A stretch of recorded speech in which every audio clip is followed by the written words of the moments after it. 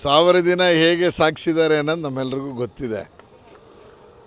ಒಂದು ಪಕ್ಷದ ಆಡಳಿತ ಪಕ್ಷದ 4-5 ಜನ ಶಾಸಕರು ಜೈಲಿಗೆ ಹೋಗಬೇಕಾದಂಥ ಅನಿವಾರ್ಯತೆಯೂ ನಾವು ಈ ಸರ್ಕಾರದ ನಾವು ನೋಡ್ತಾ ಇದ್ದೀವಿ. 4-5 ಜನ ಶಾಸಕರು ಒಳಗೋದ್ರು.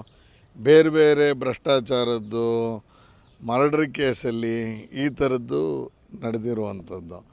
ಪಂಚ ಗ್ಯಾರಂಟಿಗಳ ಯೋಜನೆಯಲ್ಲಿ ಈಗಿನವರೆಗೂ 2 ಅಧಿವೇಶನದಲ್ಲಿ ಪ್ರಶ್ನೆ ಕೇಳಿದ್ರು, ಪ್ರಶ್ನೆಗಳಿಗೆ ಉತ್ತರ ಬಂದಿಲ್ಲ.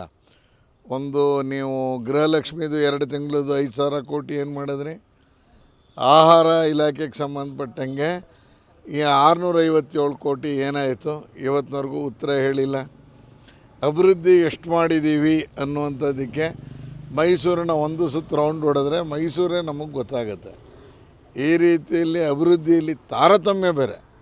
ಕಾಂಗ್ರೆಸ್ಸಿನ ಶಾಸಕರಿಗೆ 50 ಕೋಟಿ, ಬೇರೆ ಪಕ್ಷದ ಶಾಸಕರಿಗೆ 25 ಕೋಟಿ ಕೊಡುವ ಮುಖಾಂತರ ಮುಖ್ಯಮಂತ್ರಿಗಳು ನಾನು ಕಾಂಗ್ರೆಸ್ಸಿನ ಮುಖ್ಯಮಂತ್ರಿ ಅನ್ನುವ ರೀತಿಯಲ್ಲಿ ಬಿಂಬಿಸ್ಕೊಳ್ಳೋಕೆ ಹೊರಟಿದ್ದಾರೆ.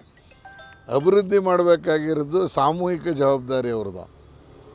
ಆ ಹಿನ್ನೆಲೆಯಲ್ಲಿ ಈ ಸರ್ಕಾರ 1000 ದಿನ ಕುಂಟುತ್ತಾ ತೆವಳುತ್ತಾ ನಗೆ ಬಾಟಲಿಗೆ ಈಡಾಗಿ ತಳ್ತಾ ಇರೋದು ನಾವು ನೋಡ್ತಾ ಇದ್ದೀವಿ.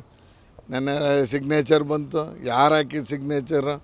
ನಮ್ಮದೆಲ್ಲ ಫೋರ್ಜರಿ ಅಂತ ಹೇಳಿದ್ರು. ಭೈರತಿ ಸುರೇಶ್ ಕಚೇರಿ ಒಳಗೆ ಚಿನ್ನ ಕಳ್ತನ ಆಯಿತು, ಒಡವೆ ಹೋಯ್ತು, ಯಾವನ ಅದರ ಒಳಗಡೆ ಬಿಟ್ಟಿದ್ದು ಇವತ್ತಿನವರೆಗೂ ತನಿಖೆ ಮಾಡಲಿಲ್ಲ. ಪೊಲೀಸ್ ಇಲಾಖೆ ವೈಫಲ್ಯ ಅಲ್ಲಿ ಅಂತ ಹೇಳಿದ್ರು. ಯಾರಂಗಾರು ಮಾಡಿರೋದು? ಹೆಂಗೆ ಬಿಟ್ಟರು ಒಳಗಡೆಗೆ? ಆಯ್ತು, ಇವ್ರ ಆಫೀಸಲ್ಲಿ ಬ್ಯಾಗ್ ಯಾವುದೋ ಬಿಟ್ಬಿಟ್ಟೋದ ಅಂದರೆ ಆ ಬೀಗ ಹಾಕುವಂಥ ಜವಾಬ್ದಾರಿ ಅಲ್ವಾ?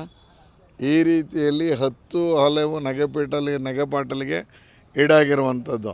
ಅಬ್ಕಾರಿ ಸಚಿವರ ಮೇಲೆ 5 ಡಾಕ್ಯುಮೆಂಟನ್ನು ವಿಧಾನಸಭೆಯಲ್ಲಿ ಒಳಗೆ ಕೊಟ್ವಿ. ಇವತ್ತಿನವರೆಗೂ ಅದೇನೂ ಆಗಲಿಲ್ಲ. ಸ್ಮಾರ್ಟ್ ಮೀಟ್ರಲ್ಲಿ ಬಂತು, ಅದ್ರ ಬಗ್ಗೆ ಇವತ್ತಿನವರೆಗೂ ಏನೂ ಆಗಲಿಲ್ಲ.